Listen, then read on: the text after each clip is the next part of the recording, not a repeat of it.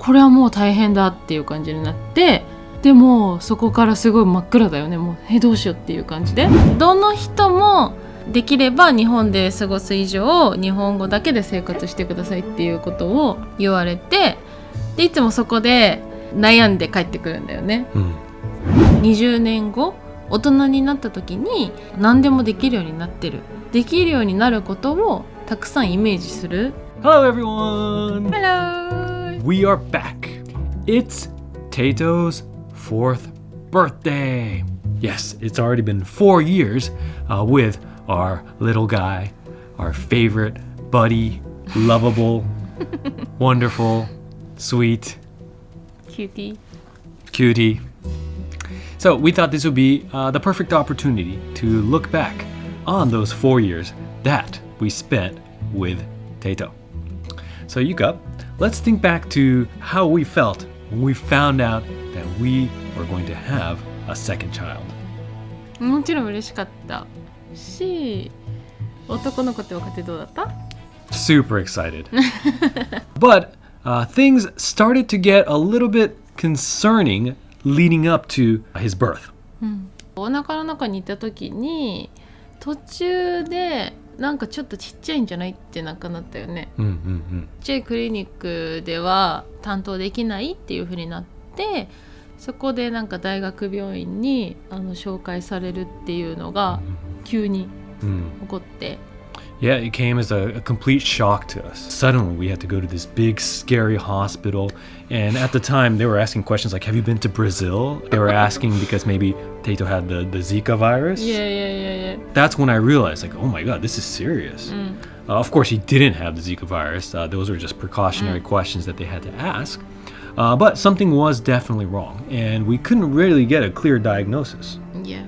生まれる前に分かる検査は全部して、でも結局何も原因もわからないし、何が起こってるかっていうのもわからないし、So as far as we could tell, he was just small.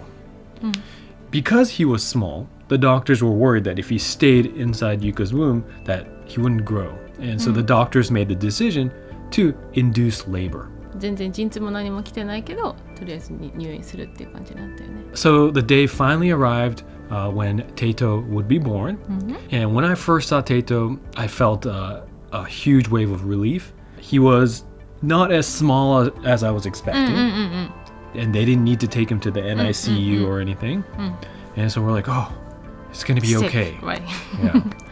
However, our excitement was short-lived because during Yuka's stay in the hospital, the doctors told us that Teito was still having some issues. Yeah. まず一つは大きくなってってない、赤ちゃんって最初生まれてからちょっと体重が減っちゃうんだよね。水分が抜けていってりとかして、それでもまたちょっとずつ大きくなっていくんだけど、テイトは生まれて思ったより大きかったねってなったけど、結局またそこから体重が減っちゃってちっちゃくなっちゃって、で退院するまでに体重が増えていかないと一緒に退院できないかもねっていう感じで、And they also run a lot of tests, right? 新生児スクリーニング検査って言って、ちっちゃい時に何か問題を発見するために、そう検査をして、で、耳の聞こえがちゃんとできてるかどうかっていう検査をした時に、なんか左の耳が聞こえてないかもしれないっていう、もう一回精密検査を受けないとダメだってなって、やっぱり聞こえてないかも、そして右も聞こえてないかもって今度なって、でもなんかその赤ちゃんの時ってそういう検査ってあんまり正確じゃないから、じゃあまたあと半年後ぐらいしてまた来てくださいって言って、結局だからそれで4回5回ぐらい行ったよね。結局なんか別の病院で紹介された時にってなって、まだちっちゃいからよくわからないけど多分聞こえてると思うよっていう感じになってこれはなんか生まれてすぐからずっと中耳炎だったのかもしれないっていう、生まれた時の羊水が耳の中に残っていて、まさか中耳炎っていう風になんかどの先生も思ってなかったみたいで、ただその小さいクリニックの先生がすごいいい先生で見つけてくれて、そこでお薬もらったりとか経過観察ちゃんとしていって、そしたらある日からもうなんか通わなくていいですって問題ないです、He was completely right. 今は全く問題もないし Now we would open up a wrapper in one room and then he would be like, choo-choo, choo-choo. And then he'd come running towards us. So yeah, his hearing is not a problem now. So that was one problem that was resolved. But there was another issue, right? Shortly after being discharged from the hospital, we got a call from one of the doctors. And the issue here was based on his blood work. そう His TSH levels were lower than average. And so the doctors are concerned that he might have hypothyroidism.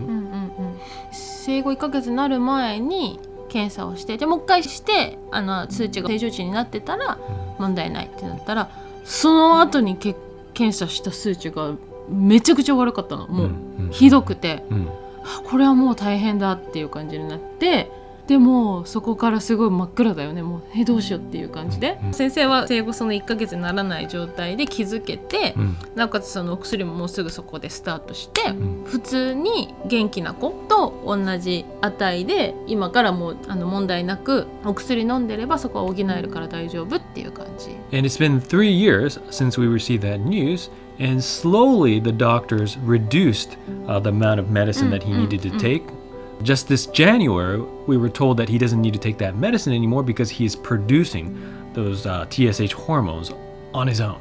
And so we were worried that he had hypothyroidism, but that's been resolved. Now, maybe these things are all related, but about a year after he was born, doctors started to tell us that he's hitting his milestones a little bit later than normal kids. And so that's the next thing that started to get us worried.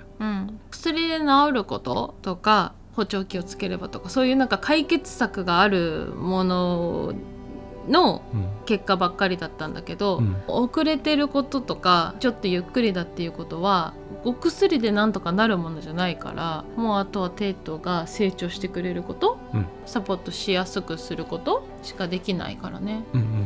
You'll see in our anniversary video how Teito wasn't walking.Until he was 2 years old, and so that had us worried. But we kept practicing with him, being just very patient with him, and now he's running around. Yes, and so that is also another thing that he has been able to overcome.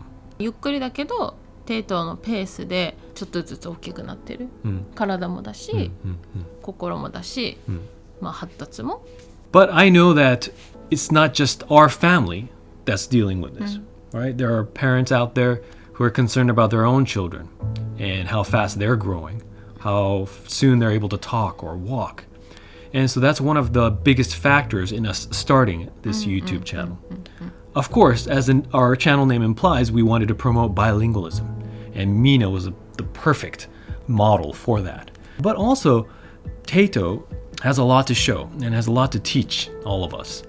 何かしらなんか子育てしてたら他の子と比べちゃってどうかなって思うのってどの家庭でも多分あると思うんだよね。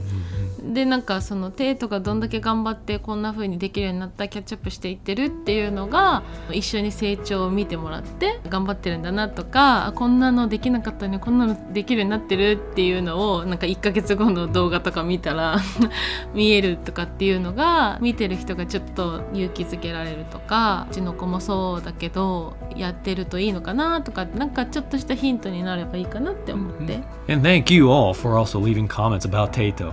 Always rooting him on, telling us how much he's able to talk now and how much he's grown.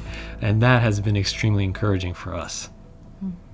But bilingualism is something that we are actively trying to promote through our channel. And we did have to come to terms with Teito's ability to speak both English and Japanese. Would he be able to do that? Is that causing him to be delayed with speech? 結構いろんな専門の先生とか相談したりとかするとどの人もできれば日本で過ごす以上日本語だけで生活してくださいっていうことを言われてでいつもそこで悩んで帰ってくるんだよね、でその後いつも相談をしてこれまで何回も考えてきて、でも中には2言語やってるっていうことに対してプラスと捉えて協力してくれる先生も結構いて私のやり方でなおかつテイトに負担がかからないで、できれば最終的に大きくなった時にもしかしたら他にマイナスポイントがテイトは抱えたまま生きていくかもしれないけれども、その英語を喋れるよっていうところはテイトの強みとして残しておいてあげたいから、バランスを見ながらそこはそのまま続けていきたいっていうのが我が家の考え方。How has he been doing? まあどっちもうまく伸びてるかなって思う。やっぱりまあどっちも遅いよ、もちろん。ただそれはミーナでもそうだったんだよね。今何でも吸収しているバイリンガルのミーナでも同年代の子に比べるとどっちも言語に関してはちょっと遅かったと思う、そんなに心配はしてなかったけどもちろん。 And we have faith that both kids and Riley, they're going to catch up. And having read a bunch of bilingualism books, that seems to be the consensus. But every family is different. You know your children the best. Please make the decision as a family. But that's just a decision that we came up with. But we're parents and we worry. I would go through periods where I'll do a lot of research online and then I would freak myself out. And then Yuka would calm me down. 今できてることは何かとか、テイトがなんか日々成長してることをその時は言って、であそうだねって2人でまた納得して、で今度は逆にユカがいろいろ調べたりとか、どうしても比べちゃったりとか、できるはずだったものができなくなっちゃったりとか、ちっちゃなこと、本当に。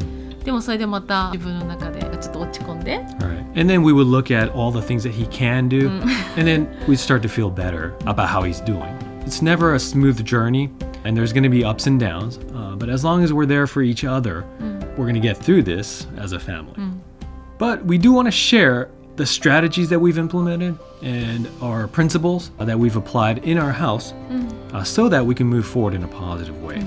The first one can be said for just about every child in every household. We needed to believe in him. Even though he couldn't talk as early as the other kids, or he couldn't walk as early as the other kids, we kept believing in Teito and telling ourselves that, yeah, he's going to be able to do it.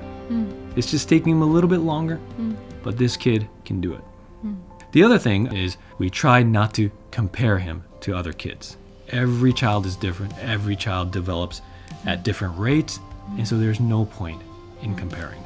But in supporting Teito, we as parents needed to maintain our motivation. And the best way to do that is to continue to learn ourselves.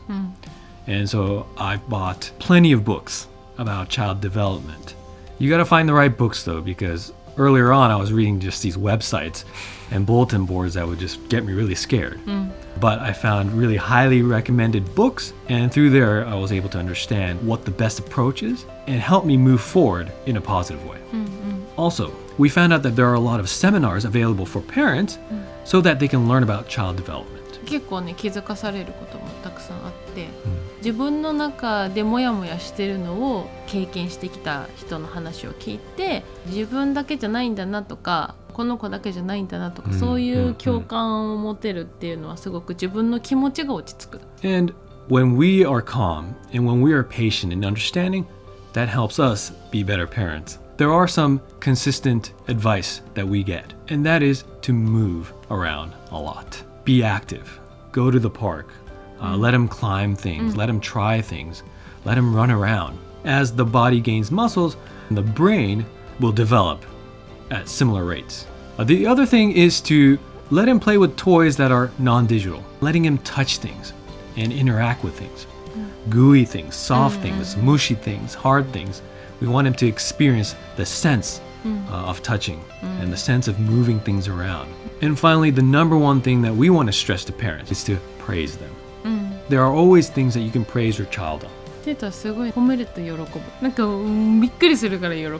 動画でもあるじゃん。おトイレ行けて、やったやったやったって言ってそれで1分ぐらいずっと喜び続けるっていうのとか。And that praise goes a long way towards building his confidence, motivating him to try again, to do better the next time. And so please never stop praising your child. Always find something that you can acknowledge. So of course, we still have our concerns. But after Yuka attended one of the seminars, we were able to have a change of mindset. 今できないことよりも、じゃあ何年後、20年後、大人になった時に何でもできるようになってる。今自分で服が着れなかったのがもうもちろん大人だから自分で着れる、今字が書けないけれどももうもちろん大人だから自分で文章を書ける、座ってられる、走れる、立てる、自分でご飯を用意できる、運べる、何でももうできるようになってる、それを想像しましょうって言われて、できるようになることをたくさんイメージする、必ずできるようになるから、そういうメッセージだったのね。